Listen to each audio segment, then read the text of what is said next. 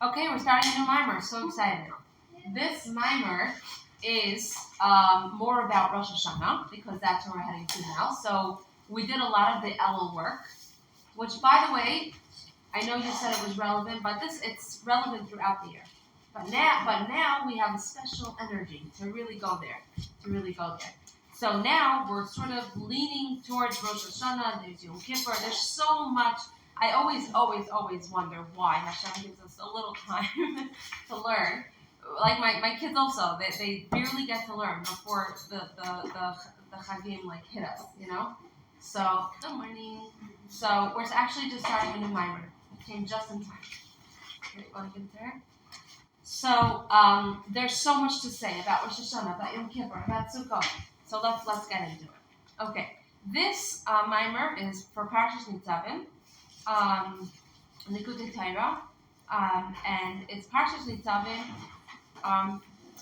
from Devarim, Eschan, Eker, Re'eh, Shoftim, Kitese, Nitzavim, Vayelech, all those parshios, right? What do we know about those parshios?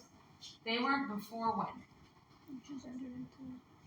Excellent. It was right before the Jews entered the land of Israel. So that also means that what? Who are they about to part from? Moshe Rabbeinu.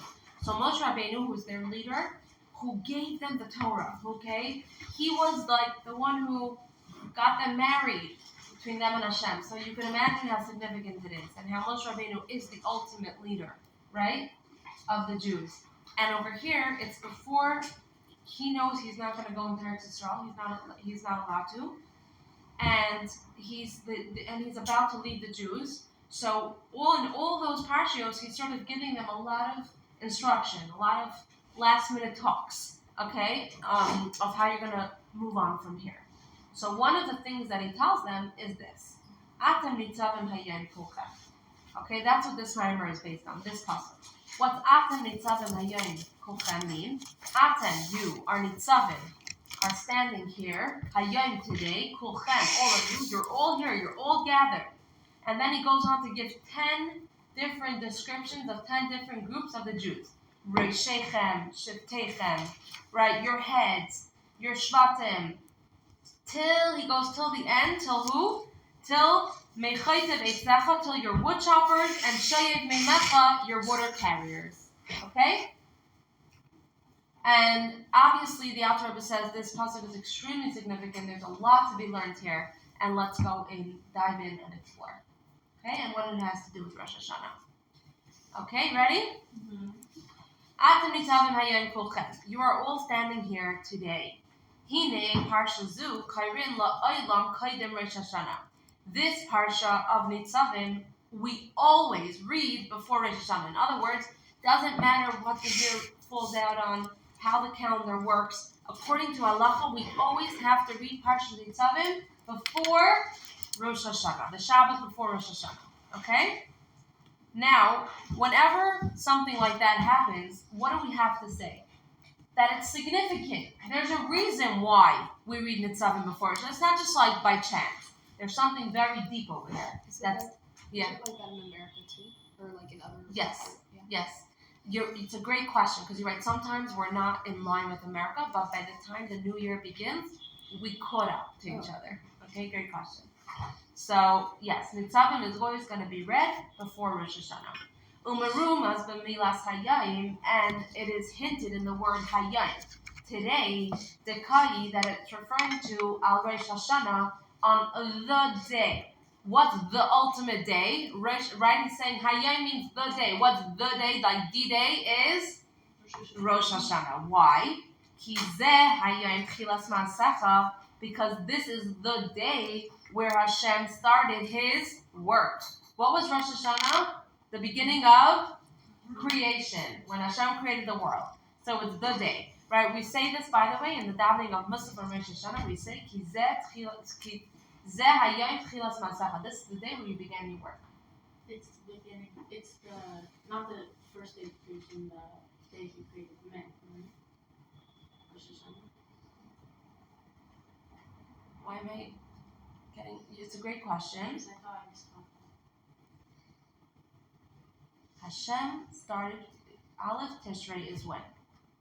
When's Aleph Tishrei? No, No, I mean, is that I thought that's... it was the day he created man, not the day he created the world. Yeah, it could be. I want to... What? I think that's right. And then Yeah. 5 days before. I'm not sure. But you're probably right. It sounds familiar. So, but then why is that? Yeah, I guess.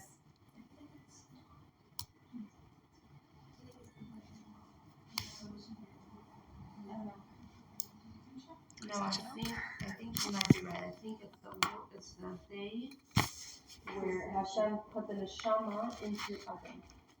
Almost sure. I'm gonna find out. I'll let you know tomorrow. Okay, but thanks for pointing it There out. was an idea of well, whatever comes last in action was first in thought. Right. So that could still apply to it. I also learned that Rosh Hashanah is the day that Adam was created, but he was the first one to be thought of. Everything was created for him. Exactly. So that is Tchilat HaMasech. Masecha. Yeah, beautiful. You heard what she said? Yeah. Okay. כי זה היום תחילת מעשיך, זיכרון ליום ראשון, שכל ניצוצי נשמות, all the sparks of all the souls, ניצבים, are standing, ומסעלם, and they are being elevated, במקורם, from their original source, right? במקורם הראשון, from their original source, ביום זה, on this day, till where are they coming? Where are they all coming together to? Lifnei Havaya, to come and stand before Hashem. In other words, Rosh Hashanah is a comeback. Okay, it's a comeback. All the sparks of all the souls, as a collective general, right, from all the Jews, are coming back from their original source, and they're coming together. Atem nitzavim hayom kulchem means that we're coming as a one unity. We're joining here together to do what? Who are we standing before? Before Hashem. Okay? So, there's something very significant about this Rosh Hashanah, that it's something that's together. It's not I'm standing here before God. It's like our souls are really, on a soul level, we're really all connected, right? Because what do we know? The Zohar says, and this is where he's going to take us. The Zohar says that really what? All the Jews are really what? One body and one soul. Okay? So now you see, whenever it's in bold, the letters, I made sure to get the same format as you, so that we're on the same page here. So whenever it's bold letters, it means that it's coming from the pasuk that we're describing, or it's a word that's very important. So you see now it's in bold letters. So he's going back to that same pasuk in the Chumash of Atem nitzavim hayom kulchem, Roshechem, your heads, Shiftechem, right? All your shvatim, the way you're divided, and then the Goimer follows on. He's not writing out all the 10 groups until Mechaytiv Eitzecha, till your wood choppers, Akshayiv Meimecha, and to the water carriers. Okay, now the question is, why is it specifically 10 groups? The number 10, does it sound familiar to you? Where do we know 10 from? Okay, good. There were 10 makos. Asar Dibros, and the 10 sphirot. Remember we said there are 10 sphirot, there are 10 building blocks of everything, of the world.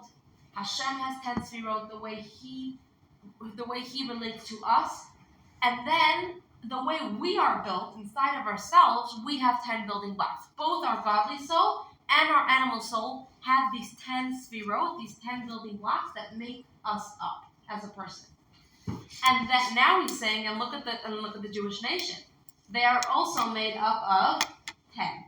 In other words, we're dividing them into 10 groups. You're all coming together now to become a whole. Now, what do we know? A man is only allowed to pray in a minyan. And how many people make up a minyan? 10. Same idea. Why? We assume that when 10 Jews come together, now we are a collective soul, and we have a greater power, and our prayers will go straight up to heaven. Okay? Prat HaKasav Eser Madrigos. Right? There's a reason why the verse is saying 10 Madrigos, means 10 levels. Shekemo sheyesh Eser Madrigos b'nefesh ha'adam. Just like there are 10 levels in the soul of a person, Dehainu speaking Gimel Sichliim, right? We have the 3 cognitive Chachma Bina Das, Vizayin Midos, and the 7 emotional ones, which is Chesed, Gevurah, Tiferes, Netzach, Chayv, Yisai. That's how they are divided, right? Kachine, so too, Kol Yisrael, Hem Kaima Achas Shlema. All the Jews are really one stature, one whole stature, one organism.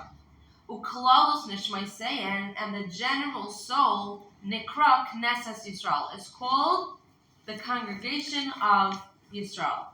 In other words, whenever we say Knesset Yisrael, you should know that it's referring to the one general soul, the collective soul of the Jews. Okay? Now that collective soul does get divided into 10 levels, into 10 madrigos. Ubereish Hashanah, now what does that have to do now in Reish Hashanah? On Reish Hashanah, mit'alim kol hamadrigos. Every single level is elevated. Afilu michaytiv etzecha, even the wood choppers, at shayev mimecha, and even the water carriers. Shehem bechinas umadrigas hatachtainiyais. They are the ones who are really on the lower level. Liyais kulam mis'alim l'mayla. Everyone gets elevated upwards, b'mikar chaytvam, back to the source of where they were carved out. Chaytvam means literally to be carved out. You have a question, sorry. No, it's okay. In the Latin, which one's the extra one? What? Malchus. Because that's like influencing all of them, or Yeah. also Malchus is more in the relationship already. It's not. We would have to have like if you really we should do a class on the spheres. It's there's so much to say about it. It's really, really amazing. But a Malchus is not part of the 10. You're right. It is, but it's not. Okay? Malchus is already where God said, there's something there's something other than me. Malchus is otherness. Which is kingship, because a king is a king when he has people who serve him or who are there for him. Yeah. Also, like in the first pasuk that quotes the guy means going there. The Geimer always means and so forth. Means to say that there's more words there, but I'm not writing it out.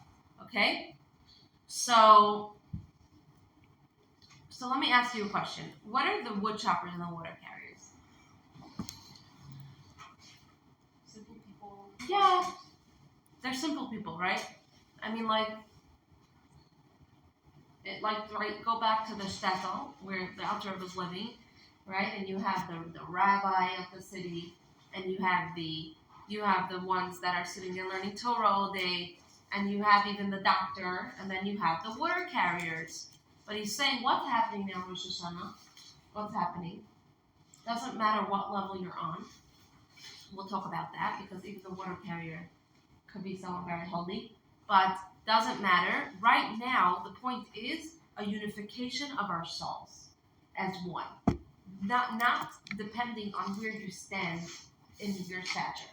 Okay? Now, this is what it means, Vayihi b'shurim melech. Okay, this is a pasuk, Vayihi b'shurim melech. You know that song? No? That's funny. They usually play it, not in the Chabad world, maybe that's why. They usually play it whenever like a big person like a Rosh Hashiva or like a Gadol comes, they play this song. So what does it mean? Vayihi b'shurim melech, that in Yaakov, right, which over here, Bishurin is another name for Yaakov, and Yaakov is another name for the Jews. There is a king. V'esaseh Rasheham, when the heads of the nation gather, right, V'hitasef means to gather, Rasheham, the heads of the nation, Yad Chachivta Yisrael, now all the Jews are together. In other words, we're all coming together to greet the king. Perosh, this means Shekulam mitasfim yachad liyos la'achadim ke'echad. We're all gathering together, but for the purpose of what? To become one. Kizehu klal gadol, because this is a very important klal. Klal means A rule, right? You should know. In Torah it says klal many times. This is a rule, this is a rule, this is a rule. But over here he's saying gadol. Gadol means it's not just a simple rule. It's a very important rule. Dechol di asi kedusha. Anything that comes from the side of holiness, hu bechinas neut seifan betchilasai. The end is always etched in the beginning. Okay? When we said, right, remember we described this already in a different class. There's two sides, always. There's going to be the side of holiness, and what is the other side of holiness? Klipa, non-holy. Okay, so there's holy and there's non-holy. So now the author gives a very, very important rule. Okay, and I love this because when things are very clear, then it's very clear to us that it's either you're hanging around a holy place or you're not. So holiness means that the end is always etched in the beginning. That means what? That really in holiness, you're not going to like this. Or I could tell you that for sure when the Baal Shem Tov came out with Chassidus, they couldn't handle this. And that is that really there's no high or low. There's no better or worse. There's no I'm greater and you're lower than me. Why? We're going to explain further that Kedusha is like a circle. You see, if you want to say that there's high and low, then you would have to describe it as a line. And a line that's standing straight up. So if you're high, you're on the high. And if you're low, you're on the low. And the reason why we get confused is because our body does look that way. And I do say, hey, my brain is way more important than my toe. And it actually is aligned that way. And in the Jewish nation and in the world, we have people that are at the head. We have the President of America. And we have the garbage collectors in the streets. Except it's getting confused. It is. So maybe it's a good thing. Maybe according to this timer, it's a good thing. I'm joking. It has to come from a healthy place. So like this. So he says anything that comes from the side of Kedusha, the top is really etched. The beginning is etched in the end. In other words, when we're at the starting point, there's no difference between top and bottom. Let's explain this. What does this mean? It doesn't really have a concept of a head and an end. It is a concept of circles. Why? Where does this concept come from? Because it's drawn from the idea that God is all-encompassing. That God is all-encompassing. In other words, what is he saying here? All Kedusha, all holiness is rooted in the Seviv Kol Almin, in the ultimate circle. Who's the ultimate circle? The divine that encompasses the world. In other words, at any point, there could be the head, or there could be the end. In other words, the Alter Rebbe is really saying here that essentially, nobody could be the essential loser. It's not possible. Nobody could be in their essence a loser. What? It's like you can't say, you were created to be a garbage collector and that's it. And that's the essence. Now, I'm not saying that anything's wrong with being a garbage collector. Right? You see, the issue is when this is exactly the issue. This is where it comes from non-holiness, is that where I decided that I'm better than you. Right? I'm up here, you're down there, and just know that essentially that's where you were meant to be. So you can never, ever not be that. That's not true. That's what we're saying. That a loser is never, in his essence, that's his place. That's where he landed, and that's where he was meant to be, and he'll never be able to come out of there. Why do we have holiness in the Mashiach and obeying? That's a great question. I love it. Absolutely. So the end, what? Does that mean that, like, the klipa and the unholiness is just as close to holiness? Like, is that the end? Is that, like, they're almost the same? I don't want to. The answer is yes, but we need to understand this clearly, because, in other words, it could get Exactly. We have to be careful. But yes. In other words, think of it like this, right? If you can't really be, when you think about the greatness of God, right, and His infinite, in His infinity, right? Can we ever really touch that? No.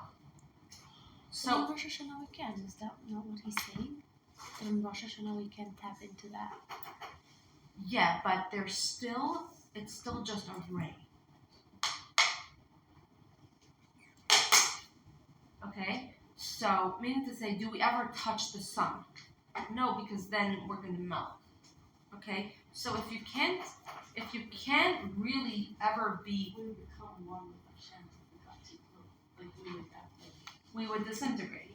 Yes. So if we can't really be close, then we also can't really be far. Does that make sense?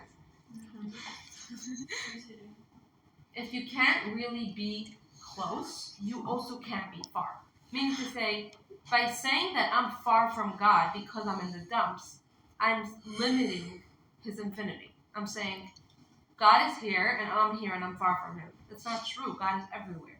So yeah, He's also in, what you just said. Yeah. Yeah, I don't know, last time I was in Israel, I was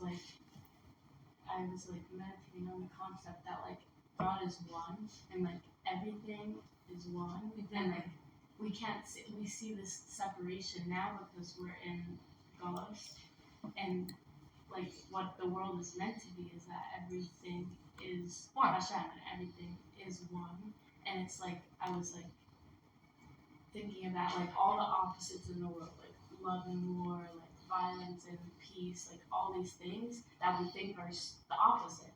They're actually the same thing, as long as they're in line with God.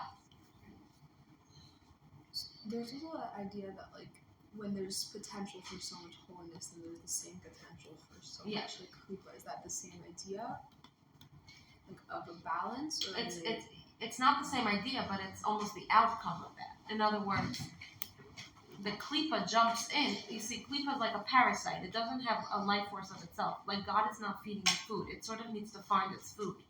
Because God doesn't really want it to exist, but it does. But He does, but He doesn't, right? So they hang around very holy places, because when a holy opportunity is not, is not used, so now they can jump in and eat at it. They get really good food. They get really, really good food. So yeah, wherever you're gonna find a lot of holiness, you're also gonna find a lot of klipa. They always hang out together. Yeah, but essentially what we're saying here is that really all is one. I love the way you said it. It's true. Kedusha means that it's really Einod Mevada. There's nothing else but Him. So now you're going to tell me, oh, in this dump over here, God is not here? That's not true. He's right here. You see, so what happens is that what happens with us when we categorize things so, we have to finish up on this in the last thought.